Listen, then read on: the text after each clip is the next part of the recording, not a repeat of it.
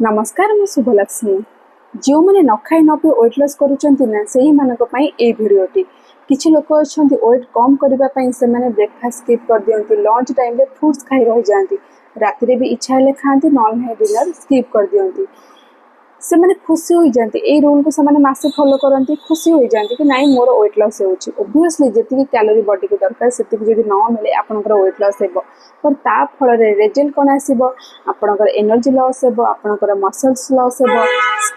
Skin रे गोटे ढिलापण type आसीज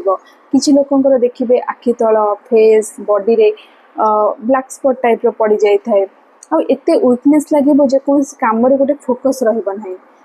मसे गलापर आप पुणी खाଇବା स्टार्ट करेंगे तापर कौन हो पुणी धीरे धीरे वजन बढ़ तेणु वेट लॉस जदि करार अच्छे खावा को बंद करार ना ठीक क्वांटिटी रे ठीक परिमाण माने खाइबारे गुड कार्बोहाइड्रेट रखु गुड फैट रखु विटामिन्स मिनरल्स फाइबर प्रोटीन ये सब जिन प्रत्येक दिन खाद्य ऐड करूँ शरीर को पनिशमेंट दबा दरकार नहीं बुद्धिमान सह दिन को 5टी मील खाई आप वेट लॉस करें।